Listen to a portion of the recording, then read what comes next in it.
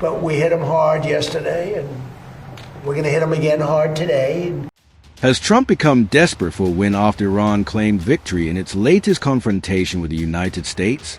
Trump is now announcing plans for possible new strikes on Iran even as an Arab ally arrives in Tehran. A Qatari delegation has arrived in Tehran to hold high-stakes peace talks aimed at easing tensions. The Qatari team landed only hours after the United States and Iran exchanged heavy fire across the region. Iran has claimed that nearly 70% of its missiles and drones successfully hit intended targets at U.S. bases.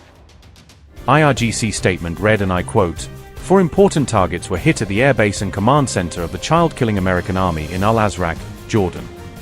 Following the successful operation of the IRGC Navy in hitting 21 targets in American air and naval bases in the region and shooting down an MQ-9 drone in the skies of Jam County, and in view of the enemy's continued mischief, in completing the retaliatory operation, the forces of Islam and the brave fighters of the IRGC Aerospace Force, using their long-range solid-fuel missiles, targeted and destroyed four important targets, including the hangars of F-35 fighter jets at the airbase and command center of the child-killing American Army in Al-Azraq, Jordan.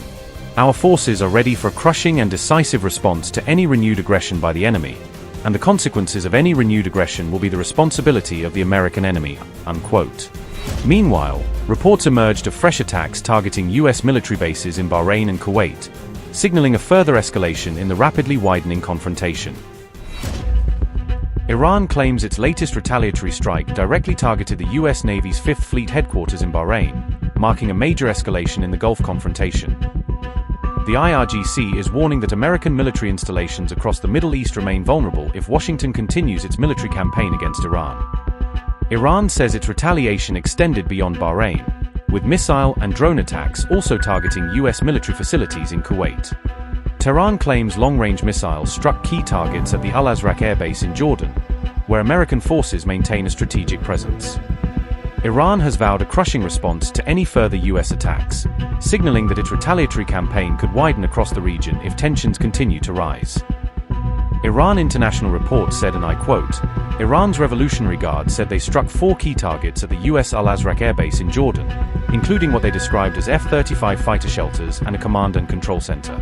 In a statement carried by Fast News, the IRGC said the attack was part of a continuing retaliatory operation following earlier strikes by its naval forces on U.S. facilities in the region and the reported downing of a U.S. MQ-9 drone over Bushehr province. The Guard said their aerospace force used long-range solid-fuel missiles to target and destroy four sites at the base. The IRGC warned that Iranian forces remain prepared to deliver a decisive and crushing response to any further attacks and said responsibility for the consequences of future military action would rest with the United States. Unquote. Iran has warned Washington of consequences after U.S. strikes near the Strait of Hormuz, vowing retaliation and raising fears of a wider regional conflict. After President Trump ordered retaliatory strikes over the downing of a U.S. Apache helicopter, Tehran responded with fresh threats and military action, escalating tensions across the Gulf. As CENTCOM wrapped up its strikes against Iranian targets, Tehran claimed to have launched attacks on U.S. bases, signaling that the confrontation is far from over. U.S. CENTCOM statement read, and I quote, "U.S. Central Command, CENTCOM, forces completed self-defense strikes against Iran, June 9th, at the Commander-in-Chief's direction in response to yesterday's downing of a U.S. Army Apache helicopter. CENTCOM forces struck Iranian air defense, ground control stations, and surveillance radar sites near the Strait of Hormuz with precision munitions from U.S. Air Force and Navy fighter jets. The operation was a proportional response to recent attacks on U.S. forces and international commercial ships transiting regional waters. U.S. forces remain vigilant and postured to defend against unjustified Iranian aggression." Unquote. While CENTCOM says its operation is complete, Iran's Revolutionary Guard has signaled that its response is only beginning, with U.S. military bases across the region now firmly in its sights.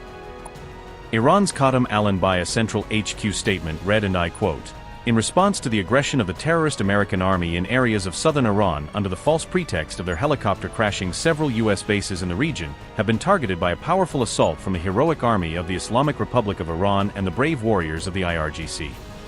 The criminal U.S. Army should know that if it repeats any aggression against the Islamic Republic of Iran, more severe and extensive strikes will be carried out against the designated target bank in the region." Unquote.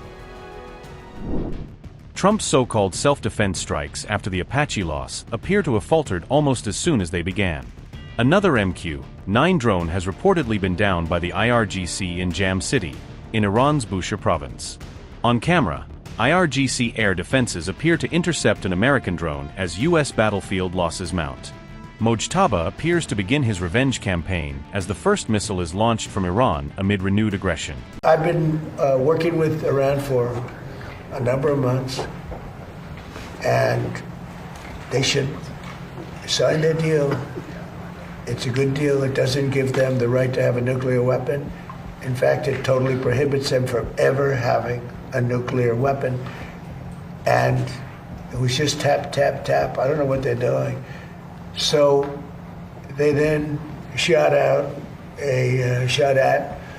our helicopter, very expensive helicopter, by the way, but much more importantly, the two men, fortunately, they're okay. But an amazing rescue. If you ever get a clip, you won't believe the rescue, how cool it was. The equipment we have. Look, we have the strongest military in the world. And I gave them a break at the request of Pakistan. The Field Marshal and the Prime Minister of Pakistan are great.